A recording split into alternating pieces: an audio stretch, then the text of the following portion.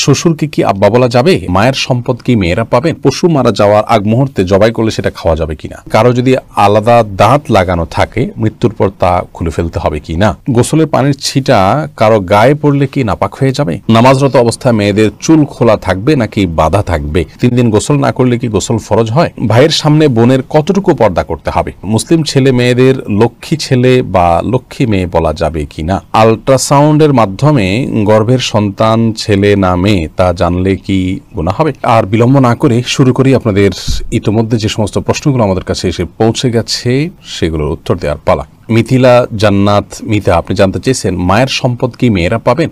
বোন মিথিলা, মায়ের সম্পদ মেয়েরা পাবেন, ঠিক বাবার সম্পদ যে হারে পান সে হারেই। আমরা অনেকেই মনে করি যে বাবার সম্পদের ভাগ বোধ হয় একভাবে হয়, মায়ের সম্পদের ভাগ বোধ হয় আরেকভাবে হয়। এটি ভুল ধারণা। মূলত বাবার সম্পদ ছেলে মেয়েরা যে হারে পান ঠিক মায়ের সম্পদ থেকেও ছেলেমেয়েরা একই হারে পাবেন, কোন প্রকার বেশ কম নেই। এরপরে আব্দুল্লাহ, আপনি প্রশ্ন করেছেন পশু মারা যাওয়ার আগ মুহূর্তে জবাই করলে সেটা খাওয়া যাবে কিনা? উত্তর হলো হ্যাঁ, খাওয়া যাবে। পশু যতক্ষণ পর্যন্ত তার মধ্যে প্রাণ আছে ততক্ষণ পর্যন্ত সেটি জবাই করলে খাওয়া যাবে। কোনো কারণে অ্যাক্সিডেন্ট হলো, পশু এখনো মারা যায়নি কিন্তু কিছুক্ষণ পরে মারা যাবে মনে হচ্ছে, এই মুহূর্তে জবাই করে দিলে সেটি খাওয়া যাবে। সাইদা জাহান জানতে চেয়েছেন কারো যদি আলাদা দাঁত লাগানো থাকে মৃত্যুর পর তা খুলে ফেলতে হবে কি না? কারো যদি আলাদা দাঁত লাগানো থাকে তাহলে মৃত্যুর পর সেই আলগা দাঁত বা পৃথক দাঁত সেটি খুলে ফেলা ভালো, বিশেষ করে সেটা যদি মূল্যবান কোনো ধাতব বস্তুর হয়। কিন্তু এটি আবশ্যক বা ফরজ ওয়াজিব কোনো বিষয় নয়। বিশেষ করে সাধারণ কোনো নরমাল যদি কোনো হয় তাহলে সেক্ষেত্রে সেটি খুলে রাখা আবশ্যক নয়। এরপরের প্রশ্ন হলো গোসলের পানির ছিটা কারো গায়ে পড়লে কি নাপাক হয়ে যাবে? উত্তর হলো গোসলের পানির ছিটা, সাধারণ পানির ছিটা যদি কারোর গায়ে গিয়ে পড়ে তাহলে সেটি নাপাক হবে না, তার শরীর নাপাক হবে না। কাপড়ের উপর লাগলে সে কাপড় নাপাক হবে না। তবে শরীরে যদি কোথাও দৃশ্যমান নাপাক থাকে শরীরের উপরে, সেই জায়গাতে পানি পড়ে এবং সেই পানিটা গিয়ে নির্দিষ্টভাবে কারোর গায়ে লাগে তাহলে সেই অংশ, যে অংশে লাগবে শুধুমাত্র সেই অংশটা নাপাক হবে, সেটিকে ধুয়ে ফেললেই পাক হয়ে যাবে। আর যদি এরকম দৃশ্যমান কোনো নাপাক না থাকে, জাস্ট তার গোসল ফরজ হয়েছে হয়তো কিন্তু শরীরের উপরে কোনো দৃশ্যমান নাপাক নাই, তাহলে শরীরের উপরে যে পানি ব্যবহার করা হবে সেটা ছিটা গিয়ে অন্য কারো কাপড় পড়লে সেটি নাপাক হবে না। কারণ নাপাক দূর করার জন্য আমরা ওযু করি, গোসল করে থাকি, এই ব্যবহৃত পানি নাপাক হয়ে যায় না যদি সেখানে দৃশ্যমান নাপাক না থাকে। আম্বিয়া খাতুন জানতে চেয়েছেন ভাইয়ের সামনে বোনের কতটুকু পর্দা করতে হবে? দেখুন, ভাইয়ের সামনে বোনের পর্দার বিষয়টি হলো একজন নারী অন্য নারীর সাথে যতটুকু খুলতে পারবেন, উন্মুক্ত করতে পারবেন, একজন মেয়ে মানুষ তার ভাইয়ের সামনে ততটুকু পর্দা খুলতে পারবেন, শরীরের সে অংশগুলো তিনি প্রদর্শন করতে পারবেন। এটাকে আমরা আরো স্পষ্ট করে যদি বলতে যাই তাহলে এভাবে বলতে পারি যে একজন নারী তার আপন ভাইয়ের সামনে তার শরীরের যে অঙ্গগুলো সচরাচর তিনি খুলে রাখেন, বাবার শরীরে খুলে রাখা হয় মাহরামদের সামনে, সেগুলো তার সামনে খুলে রাখতে পারবেন। যেমন চেহারা, মাথার চুল, এমনকি গলা, এগুলো খোলা রাখা যেতে পারে। হাত, হাতের গোছা, পাও, এগুলো আপনার ভাইয়ের সামনে আপনি খুলতে পারেন এবং বাবার সামনে এগুলো প্রদর্শন করতে পারেন। কিন্তু এর বাইরে আপনার আজকাল একটা নির্লজ্জতা আমরা দেখতে পাচ্ছি, সেটা হলো যে অনেক পরিবারে আপনার ভেতরে বাইরে নারীরা শর্ট পোশাক আশাক পরে থাকেন, সেটি কোনো অবস্থাতে জায়েজ নয় এবং সেটা আপন ভাইয়ের সামনে হলেও সেটি জায়েজ নয়, শুধুমাত্র স্বামীর সামনে সেটি জায়েজ হতে পারে। বিধায় এ ব্যাপারে আমাদের সাবধান হওয়া উচিত এবং দায়িত্বশীল থাকা উচিত। শারমিন আখতার, আপনি জানতে চেয়েছেন নামাজরত অবস্থায় মেয়েদের চুল খোলা থাকবে নাকি বাঁধা থাকবে? নামাজরত অবস্থায় মেয়েদের চুল খোলাও থাকতে পারে, বাঁধাও থাকতে পারে। তবে খোলা থাকলে সেটি রুকু সিজদা এবং উঠা বসায় যদি ডিস্টার্বের কারণ হয়, সে দৃষ্টিকোণ থেকে খোলা না রেখে বেঁধে রাখা উত্তম এবং ভালো, যেহেতু সালাতে একাগ্রতা নষ্ট হতে পারে এমন কাজ করা উচিত নয়। আর যদি এরকম কোনো ব্যাপার না থাকে, উঠা বসা রুকু সিজদাতে কোনো প্রকার সমস্যা না হয়, তাহলে তিনি চুল খোলা রেখেও নামাজ পড়তে পারেন, তবে চুল তাকে ঢেকে রাখতে হবে। অর্থাৎ বড় কোনো ওড়নার মাধ্যমে এই চুলগুলোকে ঢেকে রাখতে হবে, যিনি রুকুতে সিজদায় উঠা বসায় কোনো অবস্থাতে যেন চুলের কোনো অংশ প্রকাশিত না হয় সেদিকটি খেয়াল রাখতে হবে। হোসাইনা খাতুন, আপনি জানতে চেয়েছেন 3 দিন গোসল না করলে কি গোসল ফরজ হয়? না, 3 দিন গোসল না করলে গোসল ফরজ হয় এমন কোনো কথা নেই। অনেকে মনে করেন যে 3 দিন বা এতদিন গোসল না করলে তখন গোসল করতে হয় ফরজ হিসেবে। গোসল ফরজ হয় শুধুমাত্র মেয়েরা মাসিক থেকে পবিত্র হলে এবং সন্তান প্রসব পরবর্তী যে ব্লিডিং আছে সেটি থেকে পবিত্র হলে এবং নারী পুরুষ উভয়ের বীর্যপাত হলে সহবাসের পর, এই জায়গাগুলোতে গোসল করা ফরজ বা আবশ্যক। এছাড়া এতদিন গোসল না করলে গোসল আবশ্যক হবে এমন কোনো কথা নেই। কেউ গোসল করা ছাড়া 5 দিন 7 দিন 10 দিনও যদি থাকেন তারপরেও গোসল ফরজ হয় না। তবে হ্যাঁ, এরকম দীর্ঘ সময় গোসল না করে থাকা এটা অনুচিত, কারণ পরিচ্ছন্নতা এটা ঈমানের অংশ, এটা নেকামলের অংশ। সেই জায়গা থেকে যত অল্প সময়ের মধ্যে সম্ভব, বিশেষ করে গায়ে যখন দুর্গন্ধ হয়, ঘামের গন্ধ হয়, তখন ঘামের গন্ধ এবং শরীরের ময়লা ইত্যাদি এগুলো দূর করবার জন্য গোসল করা উচিত।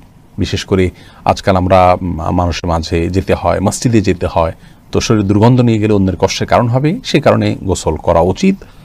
সেটা একদিনে হোক, 2 দিনে হোক, বা যতটুকু সময় সম্ভব। কিন্তু এত সময়ের মধ্যে না করলে গোসল করা ফরজ হয়ে যায় এমন কোনো কথা নেই। এরপর জেন্টেলম্যান আইডি থেকে আপনি জানতে চেয়েছেন, মুসলিম ছেলে মেয়েদের লক্ষ্মী ছেলে বা লক্ষ্মী মেয়ে বলা যাবে কি না? না ভাই, এভাবে বলা উচিত নয়। আমরা অনেক সময় নিজের সন্তানদেরকে স্নেহ করে ভালোবেসে লক্ষ্মী বলি, অনেক সময় স্বামী স্ত্রী একে অন্যকে বলেন। লক্ষ্মী বলা উচিত এই জন্য নয় যে হিন্দুদের একটি ধর্মীয় বিশ্বাস হলো তারা একজন দেবীকে লক্ষ্মী বলে তারা সম্বোধন করেন, ডাকেন, বিশ্বাস করেন। তারা মনে করেন যে সৌভাগ্য, ধন, ঐশ্বর্য এগুলোর অধিষ্ঠাত্রী হলেন সেই দেবী। তো সেই জায়গা থেকে তাকে লক্ষ্মী বলা হয়, ভালো লক্ষণ তিনি বহন করেন। তো নিজের সন্তানকে বা প্রিয় কোনো মানুষকে যদি আপনি লক্ষ্মী বলেন, কেমন যেন আপনি সেই বিশ্বাসকে স্মরণ করে তাকেও ভালো লক্ষণ বহনকারী ওই দেবীর মতো, যদি আপনি এরকম মনে করে করছেন না, কিন্তু তার সাথে সাদৃশ্য হচ্ছে, সে বিশ্বাসের সাথে কিছু দিক থেকে বাহ্যিকভাবে হলেও মিলে যাচ্ছে। আর শিরক এবং মুশরিকের বিশ্বাসের সাথে বাহ্যিকভাবেও সাদৃশ্য হয় এমন কোনো কাজ একজন মুসলমানের করা উচিত নয়। সেই জায়গা থেকে লক্ষ্মী ছেলে, লক্ষ্মী মেয়ে বলাটা অনুচিত। এরপরের প্রশ্নটি করেছেন আখতার হোসেন, আপনি জানতে চেয়েছেন আল্ট্রাসাউন্ডের মাধ্যমে গর্ভের সন্তান ছেলে না মেয়ে তা জানলে কি গুনাহ হবে? দেখুন, আল্ট্রাসোনোগ্রামের মাধ্যমে গর্ভের সন্তানের অবস্থা যদি জানা যায় এবং ডাক্তাররা যে তাদের অভিজ্ঞতার আলোকে এবং বিভিন্ন থিওরির ভিত্তিতে তারা যে বলেন যে ছেলে বা মেয়ে, এটি জায়েজ আছে, কোনো অসুবিধা নেই। আল্লাহ রাব্বুল আলামিন যে বলেছেন গর্ভে কি আছে সেটি আল্লাহ ছাড়া কেউ জানেন না, এর মাধ্যমে এটি মূলত এই পর্যায়ের কথা আল্লাহ তাআলা বলেননি। তার মানে কোন সময় গর্ভে কি যাচ্ছে না যাচ্ছে এবং কোন বীর্যে, কোন শুক্রাণুতে কি সন্তান আছে না আছে সেটি আল্লাহ ছাড়া কেউ জানেন না। আল্ট্রাসোনোগ্রামের মাধ্যমে সাধারণত ডাক্তারগণ একটা পিরিয়ড পার হওয়ার পর, একটা সময়ে পৌঁছার পর, কয়েক মাস পর সেটি বলতে পারেন।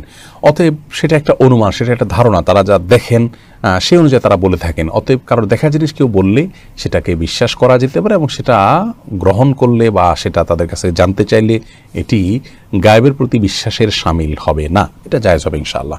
বদির আলম, আপনি জানতে চেয়েছেন শ্বশুরকে কি আব্বা বলা যাবে আর তার সাথে কতটুকু পর্দা করতে হবে?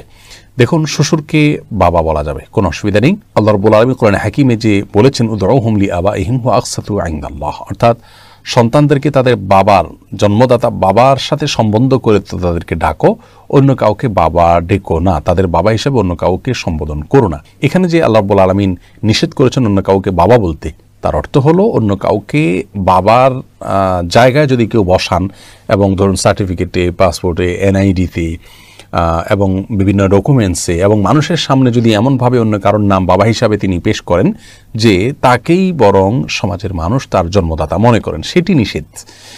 শ্বশুরকে যদি কেউ বাবা বলেন, সেক্ষেত্রে সমাজের সবাই জানেন যে এই ভদ্রলোক তার জন্মদাতা পিতা নন, এটা সম্মানসূচকভাবে শুধুমাত্র বলা। অতএব ইন্নামাল আমালু বিন্নিয়াত, আপনি তাকে বাবা বলতে যেটা বোঝায় মানুষ, সে অর্থে বাবা বোঝাননি, যার কারণে শ্বশুরকে বাবা বলাতে কোনো অসুবিধা হবে না ইনশাআল্লাহ বিজনিল্লাহ। শ্বশুর সাথে কতটুকু পর্দা করতে হবে পুত্রবধূর? এর উত্তর হলো একজন মাহরামের সাথে যতটুকু পর্দা করবেন আপনি আপনার নিজের বাবার সামনে যতটুকু পর্দা করবেন, নিজের ভাইয়ের সামনে যতটুকু পর্দা করবেন, তার সামনে ততটুকু পর্দা করবেন। চেহারা এমনকি মাথার চুল ইত্যাদি খোলা থাকলেও গুনাহ হবে না, পর্দার লঙ্ঘন হবে না। হাতের তালু এবং বাহ্যিক অংশ, পায়ের বাহ্যিক অংশ এগুলো আপনি খোলা রাখতে পারেন তার সামনে। একই কথা প্রযোজ্য হবে শাশুড়ির বেলায় এবং জামাইয়ের বেলায়। জামাই তিনি শাশুড়ির এই চেহারা, হাত এবং পা এই অংশগুলো দেখতে পারবেন। তার মায়ের, তার বোনের যে অংশগুলো তিনি দেখতে পারেন, ইনিও তার মাহরাম হয়ে গেছেন, সেই হিসাবে তারও সেই অংশগুলো দুটো দেখতে পারবেন।